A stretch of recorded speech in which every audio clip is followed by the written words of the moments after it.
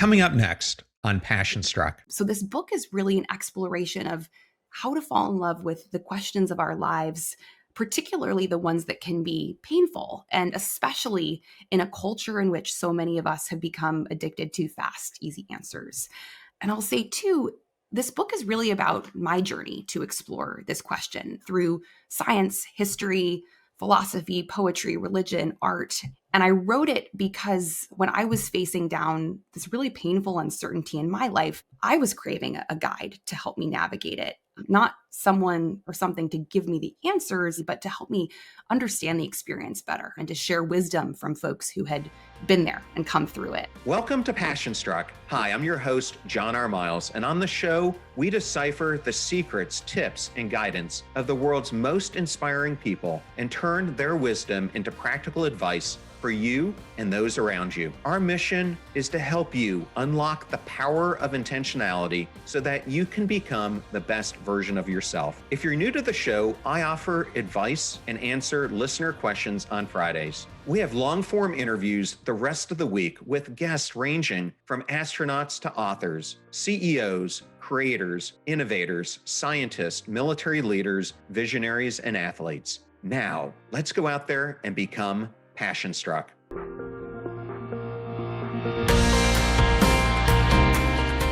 I am absolutely thrilled today to welcome Elizabeth Weingarten to Passion Struck. Welcome, Elizabeth. Thank you so much, John. It's great to be here. Well, I always love interviewing Elizabeth because it's my mom's name, although everyone knows her as Betty. Did you have a shorter name growing up, or has it always been Elizabeth? I love that. I have had many nicknames in my life. Having a very long name like Elizabeth Weingarten, you have to expect that. But different people in different parts of my life have given me different nicknames. My high school friends used to call me Dubs, and my college friends called me Eliz. So I've never had like traditional Elizabeth nicknames. I've never really been a Liz or a Lizzie or a Betsy. But yeah, people choose more eccentric nicknames for me in my experience. As I was doing research on you, I heard you tell this story that when you were growing up, your dad used to tell you quite frequently, whatever you don't become a journalist. And in fact, that's what you ended up studying. Can you share a little bit more about that journey? Yes. So, exactly as you said, I grew up with actually two parents who are journalists. And at night at dinner, my dad would both recount the exciting experience he had as a journalist at work that day. And so I was hearing and seeing how much he loved his job. And at the same time, I think the challenge for him was feeling like, well, journalism was so meaningful and satisfying to him, but it wasn't the most financially lucrative job in the world. And so I think what he was getting at was he wanted me to find some financial stability. And this was also a time that journalism was undergoing really significant changes. So my dad became a journalist in the 1970s, a heyday of journalism. And think about kind of the Watergate scandal, Woodward and Bernstein, right? These kind of golden days of investigative journalism. And so when I was growing up or when he was having these conversations with me in the early 2000s, this was a time that the internet was coming. People didn't really know how it was going to shape media. It was already starting to change media quite a bit. And he saw that this was maybe not the most stable career path in the world. And so that was what he was trying to impart to me. But unfortunately, I loved it. I loved the experience of interviewing people, of starting out not knowing anything about a topic and having the excuse to call up people from all different kind of walks of life and to learn from them. Fundamentally, that's the thing that has always really excited me and interested me about journalism is you just get to talk to the most interesting people and you get an excuse to do that. In high school, I was the editor of the paper and that was really my passion. And then I ended up studying journalism in school and college and started out more traditionally in journalistic organizations. So I worked at The Atlantic and Slate. But over time, I found myself interested in journalism and other subjects and wanting to navigate a career where I could use my journalism skills to explore, for instance, kind of policy and eventually behavioral science, which we'll talk about. But I think I've really worked now at the intersection of science and storytelling, doing journalism and applied behavioral science research everywhere from these traditional media outlets to the think Mhm. tank New America to the applied behavioral science firm Ideas 42 and now in the tech world. And I think maybe another way to wrap up this career path is by sharing some of the questions that have really motivated me throughout my career. So questions like, why do we humans do the strange things we do? How can we change our behavior to benefit ourselves and those around us? And how, through a deeper understanding of psychology, can we all live more meaningful lives? Journalism has really given me a lens through which to understand the world and ask questions, and has guided me to some of these other passions that have now really informed where my career is at this moment. And we're going to be discussing here in a couple questions your new book, How to Fall in Love with Questions, a New Way to Thrive in Times of Uncertainty, which you just set up by asking those questions. I love this concept of falling in love with the questions. And I remember I was doing this interview on the podcast. This was in the early days, and I was talking to this former SEAL, Mark Devine, and we were having the same type of conversation. And he had started out working for Deloitte and Touche and was in the middle of getting a master's degree when he started to have extra time and he started to go to martial arts classes and mindfulness questions. And one of the things that one of his mindfulness teachers told him was that your life is all about asking the right questions and that you need to constantly challenge yourself over your life with those questions because that's how you find meaning and purpose and that's how you find your values and your intrinsic motivation and other things. So I love this topic. I'm so glad to hear it. And that is, you articulated so much of what the book aims to express and talk about. You really, since we're right here, I'm going to go into it and then I'm going to come back. In the book, you are really challenging the way that we approach uncertainty. What's the central idea behind that approach and why did you feel it was so important to write the book now? Absolutely. So, to take a step back here, as you said, the book is really all about how we can develop a different and healthier relationship with the uncertainty in our lives and with these kind of big questions in our lives. And I'll pause for a moment to just really clarify what are the questions that we're talking about, because questions are such a big topic and it can be everything from what am I going to eat for lunch, right, to who am I? And those are the types of questions that I'm talking about in this book, these kind of big life questions, questions about purpose, meaning, relationships, identity, the questions that fundamentally don't have fast, easy answers, the questions that you're not going to find answers to in a Google search, right? And the book really, the idea for the book and the passion that I had for writing the book emerged during a time in my life when I was buckling under really heavy questions. These were questions about my marriage, my career, and the advice that I found again and again in self help and pop psychology books was just to embrace uncertainty. And to me, this felt like a really deeply unhelpful platitude, and luckily, it was around that time that I discovered a much older book that contained what was, for me, a much better piece of advice, if not a more challenging piece of advice. And that book was Letters to a Young Poet. For those who aren't familiar with this book, it's a book of correspondence between the Austrian poet Rainier Maria Rilke and a 19-year-old aspiring poet by the name of Franz Capus. It's from the early 20th century. And it's a book that counts people like Lady Gaga, Dustin Hoffman, Marilyn Monroe among its fans. And Lady Gaga, I learned, even has a line from it tattooed on her. Pretty amazing. The whole book is beautiful. Highly recommend that folks read it. But I was struck by one part of it in particular. And this is a part where Capus, this aspiring poet, is asking Rilke, he's 27 at the time when he's writing to him. Capus is asking Rilke for all kinds of advice, not only about how to become a poet himself, but how to live his life. And Rilke very famously responds not with an answer per se, but by telling Capus how important it is to love the questions themselves as if they were locked rooms or books written in a foreign language. And he also advises Capus not to search for the answers now to his questions, but talks about the importance of living the questions. But Rilke in this passage, he never explained what he meant by living the questions now, or even how to think about practically what it means to love the questions. And he also, unfortunately, wasn't talking or thinking about how to do this in a time of AI, Google, smartphones, social media influencers. So, this book is really an exploration of how to fall in love with the questions of our lives, particularly the ones that can be painful, and especially in a culture in which so many of us have become addicted to fast, easy answers.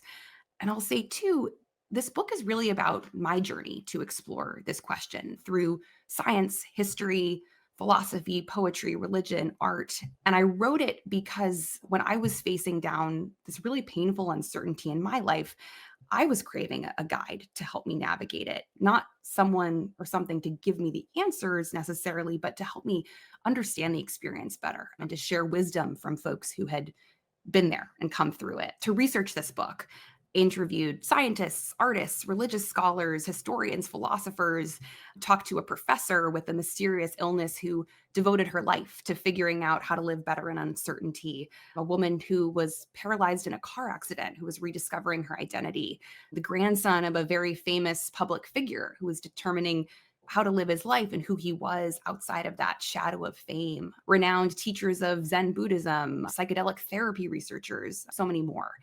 And I'll just say finally, just to give folks a sense of how this journey unfolds, divided the book into three big parts. So part one is all about how the search for easy answers can fail us. And we look at why we crave certainty, how our current culture has exacerbated our desire for certainty, and how it really hurts our minds, our bodies, and societies.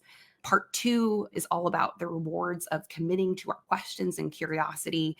And that's where I'm sharing a lot of stories of folks who show us what are the benefits of being able to live and love the questions, and how did their lives transform when they changed their relationships to uncertainty.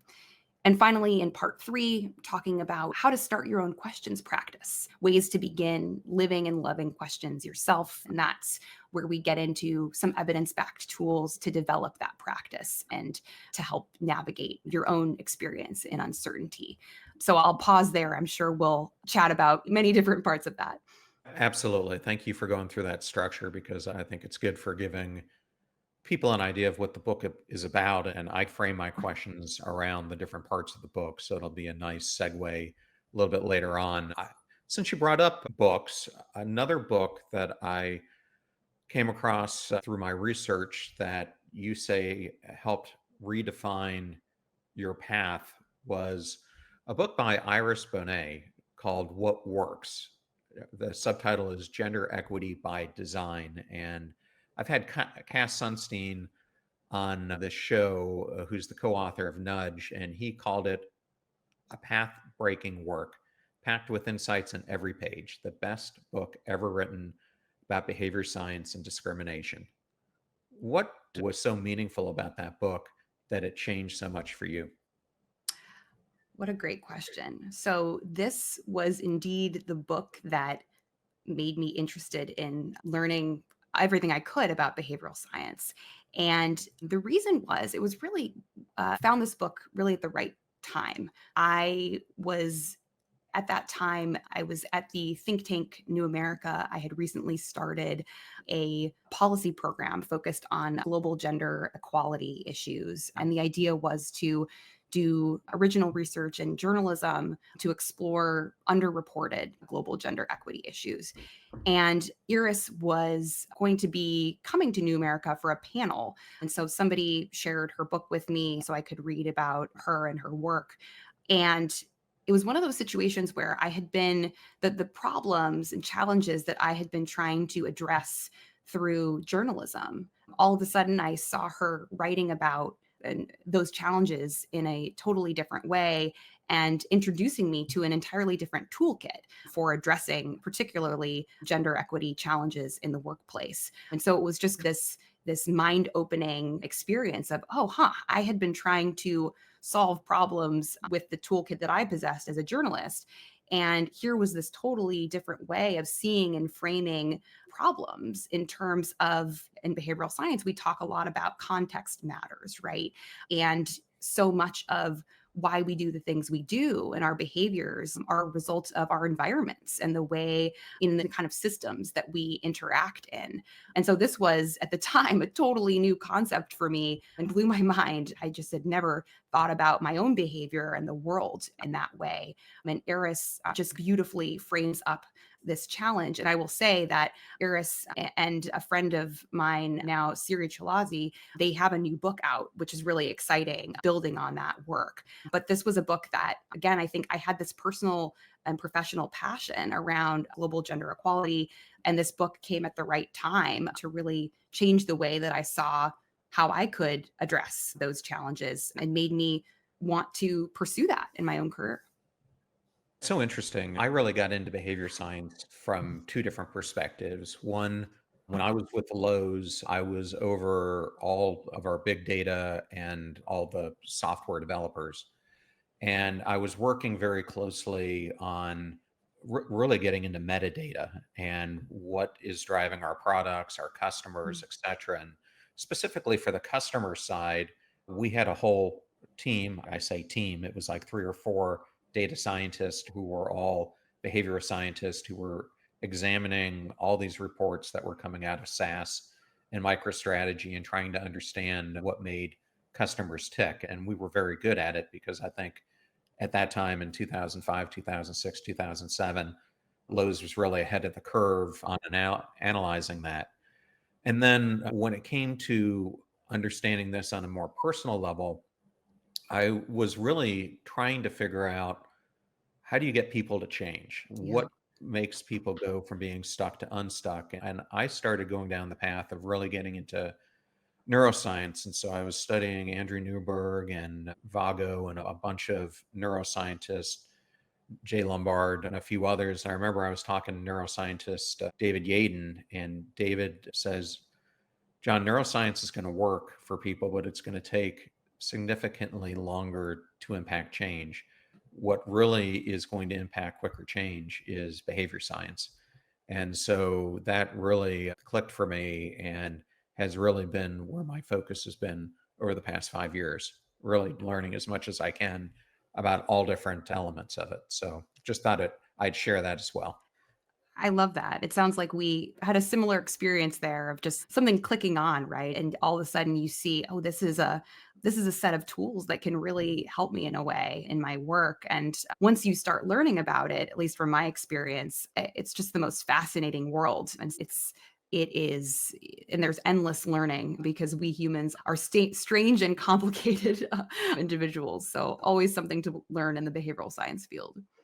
So I'm going to take a detour from the book and then I'll come right back to it. So we've been talking about behavior science here, and one of the positions that you held along the way was managing editor of the publication Behavior Scientist, a publication I read on a weekly basis. So I was familiar with you long before I had you on the show.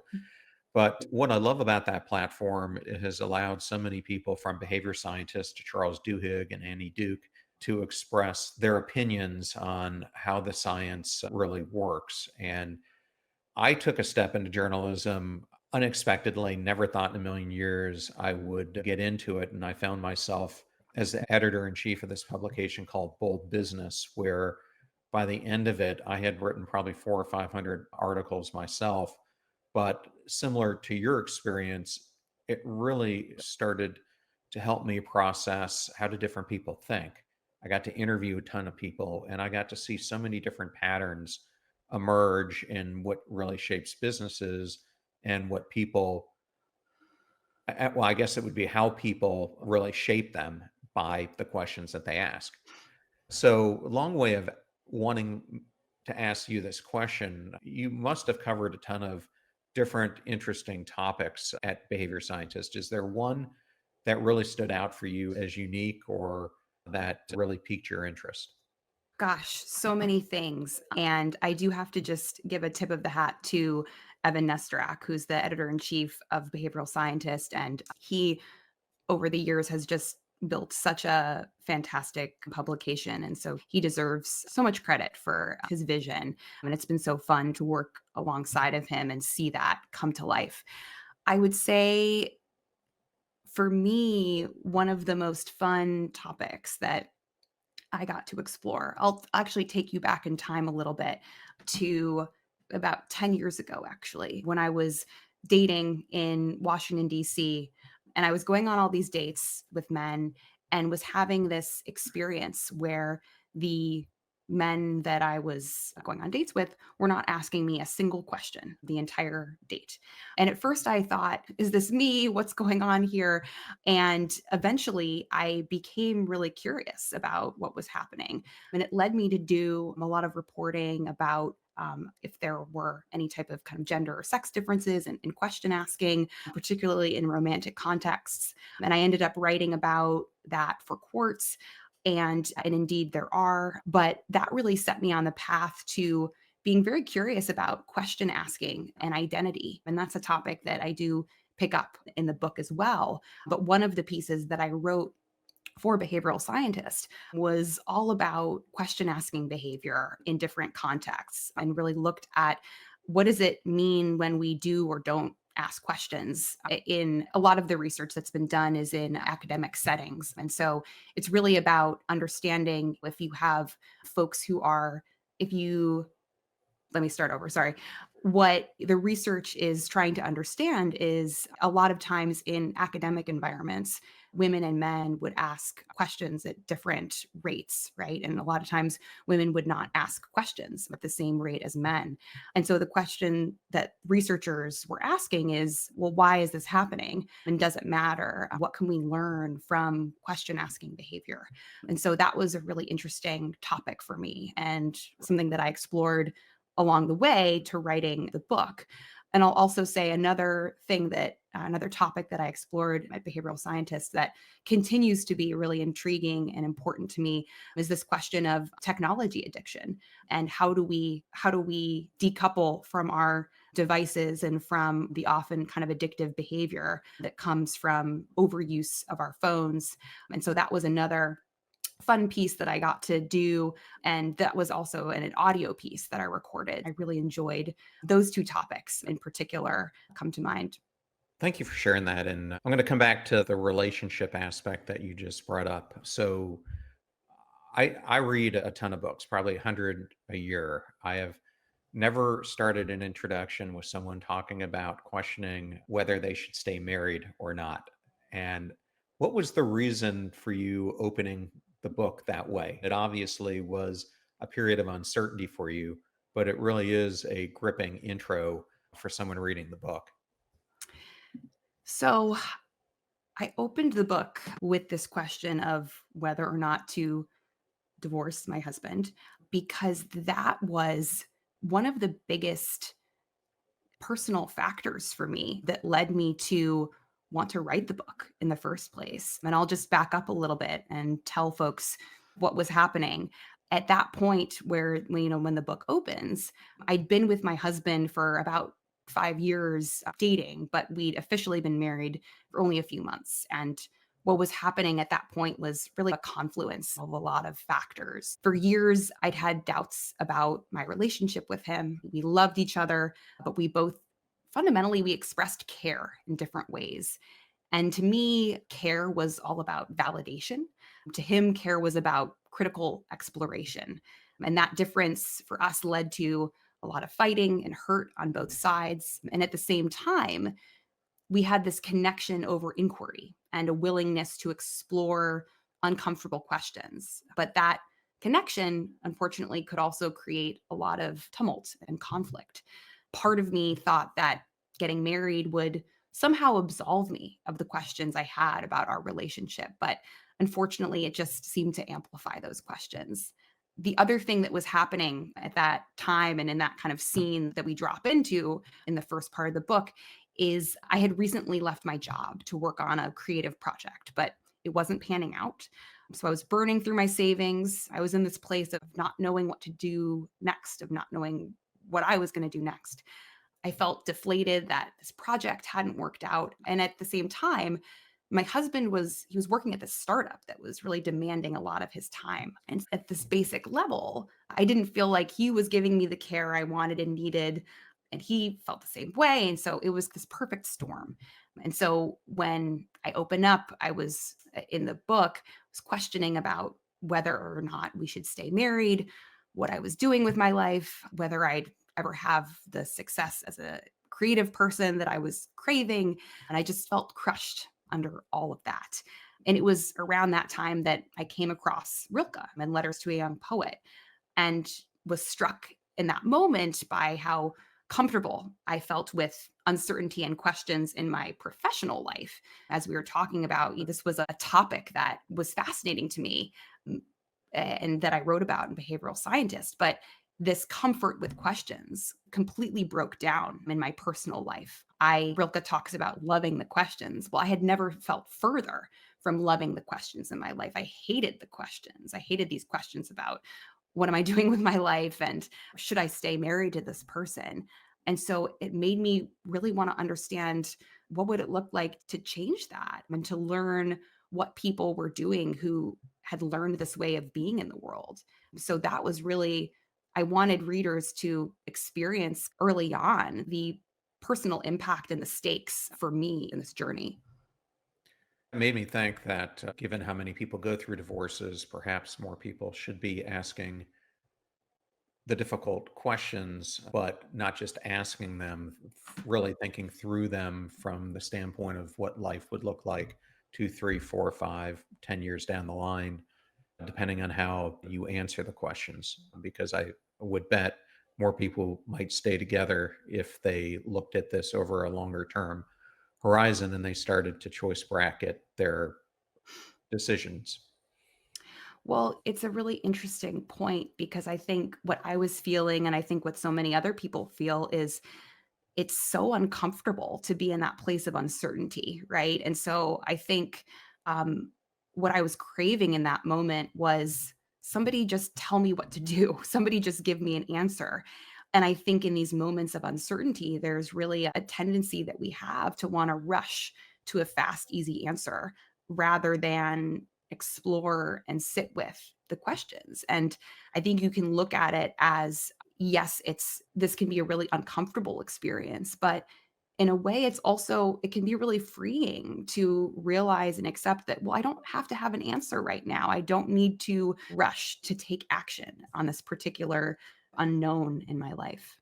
I remember years and years ago, I was young and had probably a 4 or 5 month old, and our neighbors had been married for over 5 decades. And I remember talking to the wife, Karen, one day, and I said, "What's your advice about being married?" And she said, "Well, they're good decades and they're bad decades, and you've got to weather both of them." And I know she wasn't literally saying it was decades. Any relationship has ups and downs, Oh, but absolutely. yes. So your book has some interesting names in it: peaches, pawpaws, heartwood, dead leaves. What are they all about?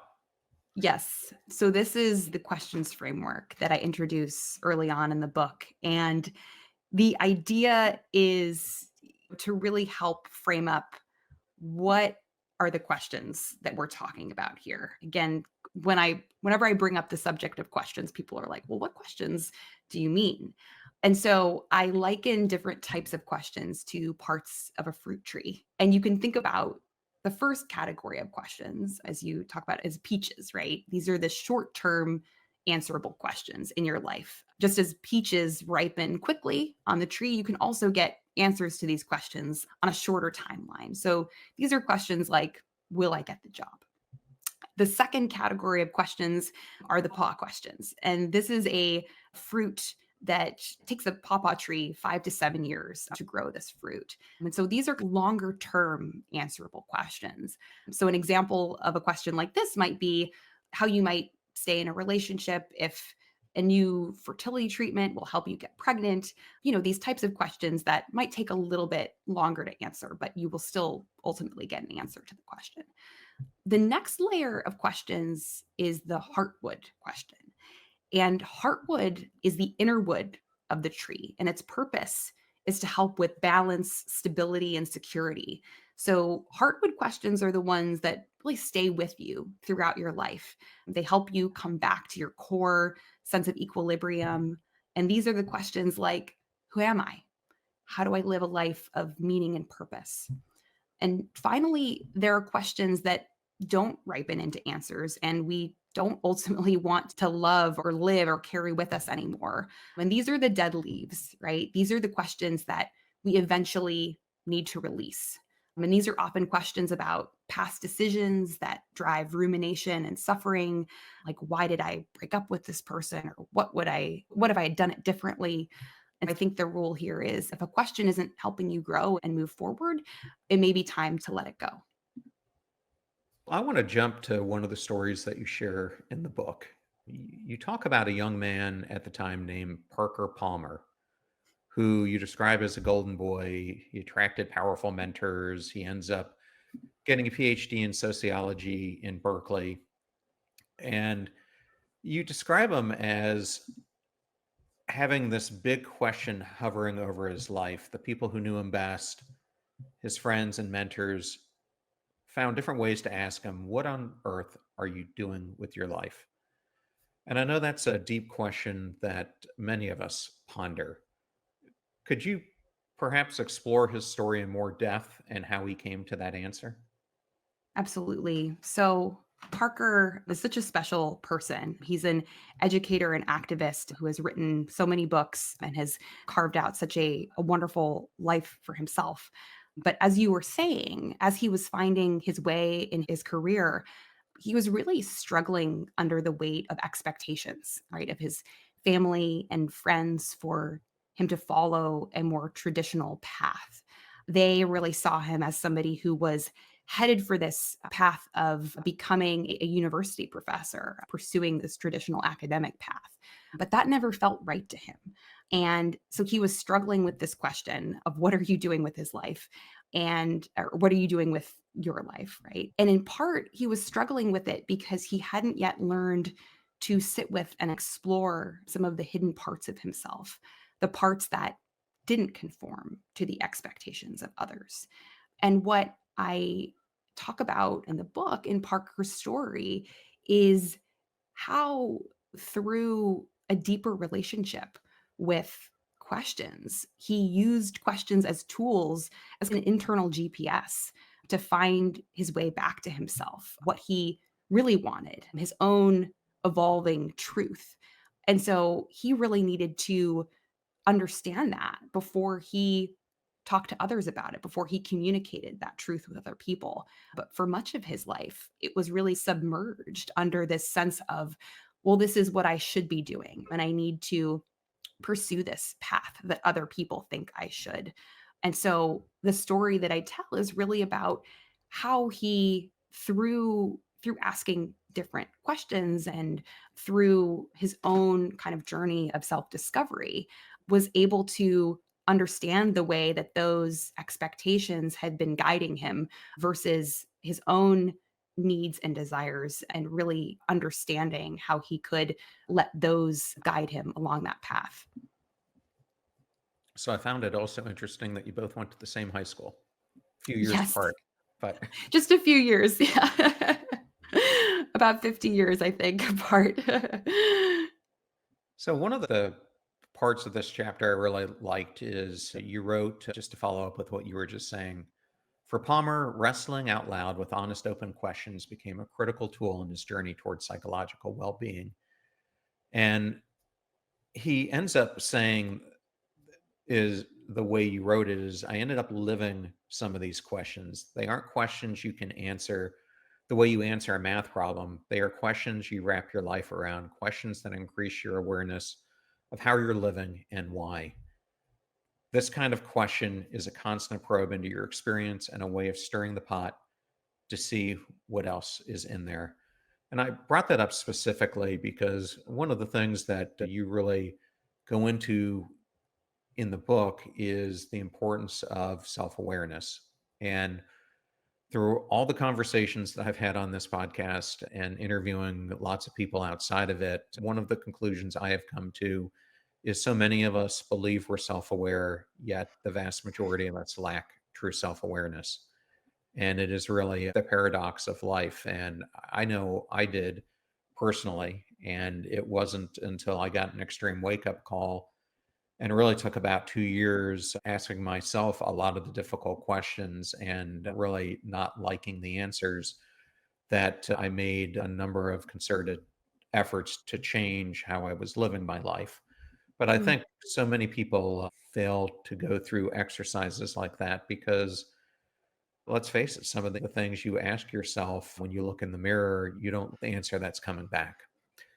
Yeah. So, what is your advice to someone along these lines of how do you break that pattern and how do you delve more into that critical self-awareness that we need not only in our personal lives, but every leader needs it?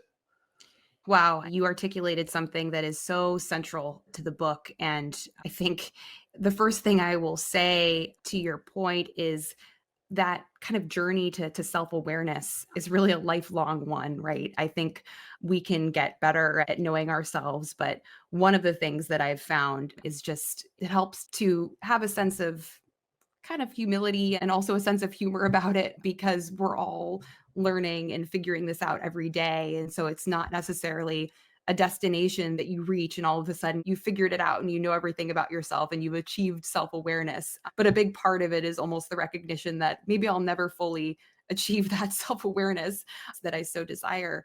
But I'll talk a little bit about something practical that I think folks can do.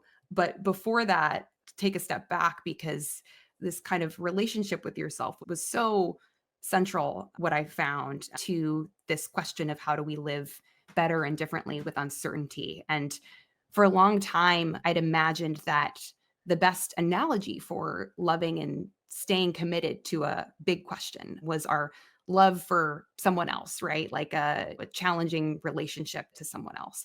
But I learned throughout my research and the folks that I spoke to that instead the relationship that we have, and this was true for me and true for many people that I spoke to, so I'm curious how this will resonate with you and other listeners, but my relationship to my questions was not a reflection of some other kind of relationship to another person, but it was a reflection of my relationship to myself. And that was at the root of being able to really exist and sit with uncertainty with more ease and patience. To love the questions, we really first need to learn how to show ourselves more compassion, more love, and to commit to that first. And one of the ways that I found helpful to be able to do that, and one of the kind of tools that I bring up in the book, is the questions map. And the idea there is to share a series of prompts to help folks not necessarily to find answers to their questions, but to find clarity and to really help guide folks through the flow of different potential questions that you can ask yourself to find your way back to who am I? What do I want? What's maybe making me feel uncomfortable or anxious in this particular period of uncertainty. And so the first part of the questions practice and the questions map is really about curiosity and even becoming aware of and curious of some of the questions that might be behind some of the feelings of anxiousness or discomfort that you might have in a particular moment of transition. And then from there, it's really about okay, once you've have the question, how do you maybe take action on learning about that question, figuring out what you may already know, what types of communities might you be able to rely on to help you get more clarity on that question. And then finally, it's about really coming back and reflecting on what you learned and whether you want to keep holding and living that question, or do you want to let it go? But for me, I've found that is developing that questions practice is a really crucial way of continuing to check in with yourself and deepen your own relationship to what you genuinely want, who you want to become, and is really key to strengthening that sense of integrity. Thank you for sharing that. And I think the questions map is a really good tool that is worth admission for the book, just to use the tool and see how it can help with all the things that you were discussing about self discovery and what's working in our lives and what's not. So I found it, as I was looking at it, to be something that I wish I had years ago. And if it's helpful also for listeners, I can share a story too that kind of, I think, illustrates what it's like to go through some of the steps on the map. So, Sure. do you mind if I Yeah, let's share? do that. And this is a story that I tell in the book about Tom Rockwell. He's the grandson of the famous artist Norman Rockwell. And Tom, when we meet him, he's really struggling with these questions of who he was, what he was supposed to do with his life. He was in the shadow of his grandfather's fame and even his father's success as an artist. And that shadow was really hanging over him. So he felt this tremendous pressure to contribute something big to the culture the way that they had. And this really led him down this slippery slope of perfectionism, eventually becoming a workaholic. And it was a life that drove wedges between him and the people that he really cared about. Just like you're talking about Parker Palmer, he was trying to live up to a set of expectations for who he was supposed to be, what success meant, how to live his life, rather than exploring what did those things mean for him. And so he really had to start by becoming aware of some of the questions that were running his life and driving his anxiety. Questions that he described to me as being almost primitive, like, how do I do more? How do I be special enough so I don't get in trouble? How do I not be terrified? And from that point, he realized he would need to start asking new questions because those other questions had been really fueling that workaholism. So he started to ask, what is this fear? How do I address it differently?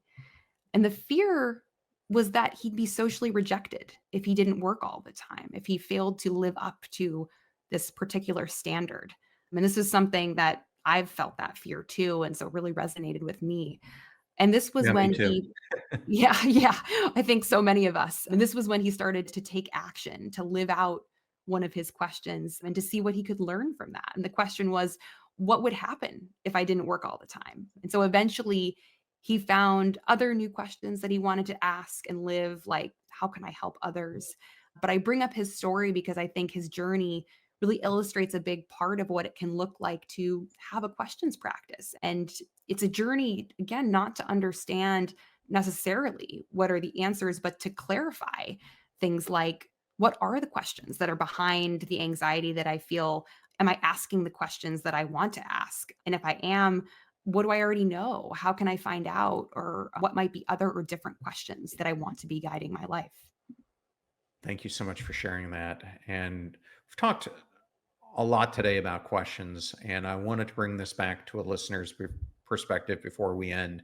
There are probably a lot of listeners who feel stuck or overwhelmed by an unanswered question in their life. What's a way that they can begin to reframe it today? So, one of the most powerful ways that I've found to really explore, is this the right question for me, is is it a question that you feel opens you up to a wider field of possibilities? Or is it a question that feels like it's limiting you, that's setting you into this binary, this kind of yes or no? And for me, a big example of that was realizing that the question that I was asking at the beginning of the book, should I divorce my husband? Is this the right person to be married to? I had this realization that I talk about in different parts of the book, that that question was one that fundamentally wasn't giving me that open space to explore. It was leading me down two paths, yes or no. Should I get a divorce? Yes or no, right? Neither of those answers felt like the right ones. And so I really had to consider, well, what's a better question? What's a different question? And a better and different question was, well, what would it look like for us to be able to stay together? What would have to change? How would we each need to change in order to make this relationship work? And so I would say a big tool that I found is really supportive when we're facing that heavy uncertainty is do I feel like the possibilities are narrowing for me, or do I feel like this question is opening me up? So that's one piece of advice I would share that has been very supportive and helpful for me. Well, thank you so much, Elizabeth, for sharing that. And where can people find out more about you, your book, and how to engage with your work? Sure. They can visit elizabethweingarten.com. And the book is How to Fall in Love with Questions, a New Way to Thrive in Times of Uncertainty. And you can find links to get it on my website and really anywhere that books are sold. So grateful to you for asking. Elizabeth, thank you so much for being on the show today and congratulations about your new book. It was such a pleasure to have you. Thank you so much, John. It was such a lovely conversation. I appreciate all of your thoughtful questions.